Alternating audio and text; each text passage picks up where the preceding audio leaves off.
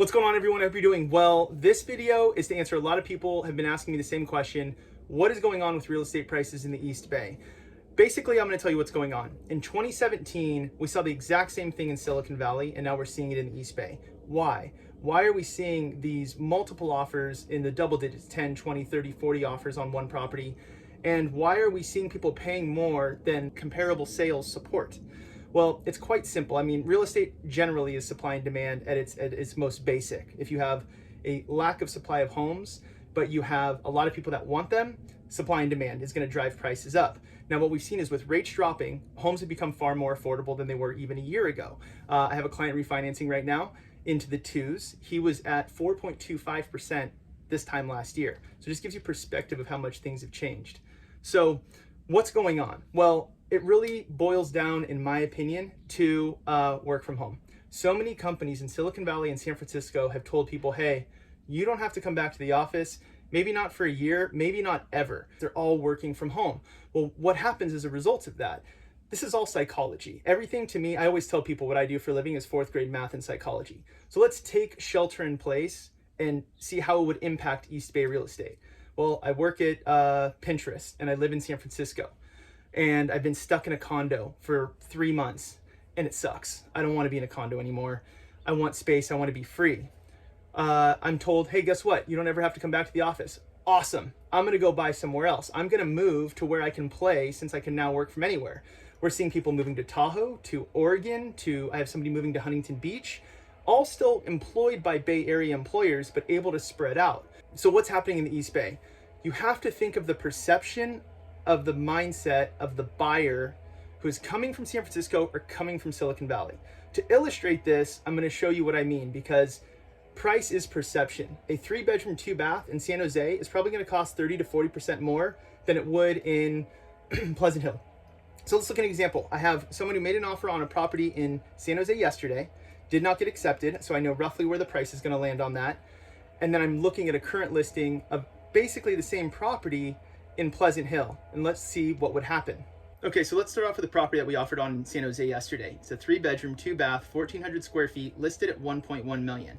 Now, I think we went up to $1,170,000 and we did not get accepted. So it's probably going about $80,000 to $100,000 higher than the list price. And remember, list price is not ask price. You can't look online and think, oh, it's listed for this, that must be what the seller wants.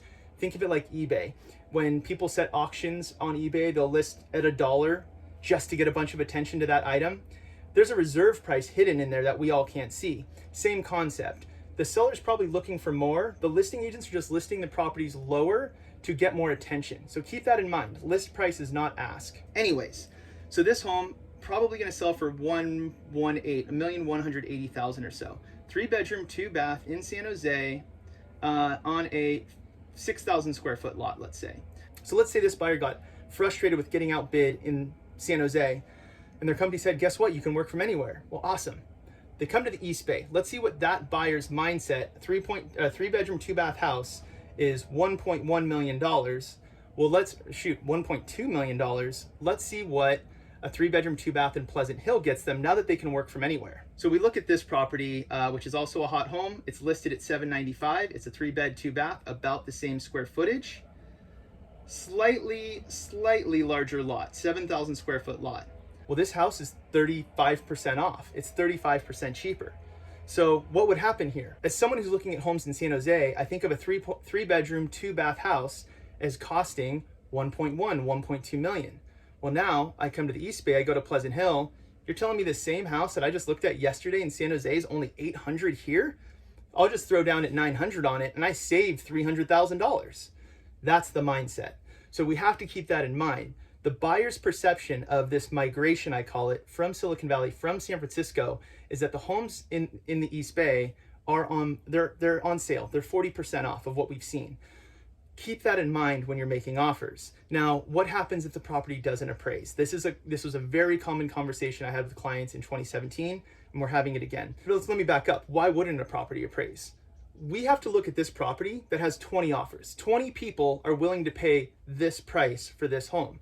What is something worth? It's worth what somebody's willing to buy and sell for. So if 10 people are willing to spend $900,000 on a home that is listed at 800, what is the home worth? It's worth 900. That's what people are willing to buy and sell for. So the appraiser has to look backwards. The appraiser is working in a rearview mirror. They're looking backwards at properties that have sold recently, and because of this shift, we might run into a problem where the property doesn't appraise. So as an example, if the last 3 properties that are 3-bedroom, 2-bath sold for $800,000, and now we're in contract at $900,000, there's a good chance that property's not going to appraise. It doesn't mean it's not worth what you're buying it for, because 9 other people were willing to pay that price. It just means that the sales data that we're looking back to doesn't support this price. So what happens when the property doesn't appraise? Well, the standard answer is you, client, buyer, have to come up with the difference. So though in this scenario, an appraisal at 800 with a list price or a sales price, contract price of 900, you're thinking you have a $100,000 delta. That's not always the case. There's a more complicated answer. That's definitely the easiest answer, but it's not the only answer. There are ways that you can adjust your financing to absorb those costs too. It all comes to how much you're putting down. So as an example, to try and make this simple to understand, if you have 20% down and the home appraises for 10% less than your purchase price, your loan to value becomes 90%. If your loan amount is under $765,000, you're fine. You can still make that work. You do not have to bring in any extra funds. Now, we will adjust the loan. You will have mortgage insurance, but mortgage insurance falls off eventually anyways. So the purpose of this video is, as you're looking at homes in the East Bay, I'd say Danville, Pleasanton, Hilll, Walnut Creek, Livermore, Martinez, you're seeing something that hasn't been seen here before.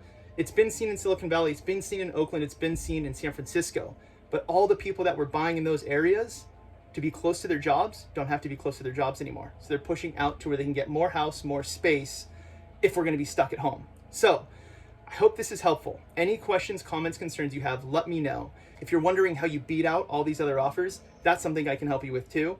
We got to look like cash, and that's a whole nother video. But I hope this is helpful in just understanding the psychology of the buyers. It's the migration. You have people from San Francisco, Silicon Valley, and the Peninsula who are used to seeing a much higher price tag for the same homes that we have in the East Bay. So when they see the price tags we have here, their perception is, I'm getting a steal on this house. Even if I go higher, I saved a ton of money versus what it would have been over there. Let me know how I can help. Thank you guys so much, and I'll talk to you soon. Cheers.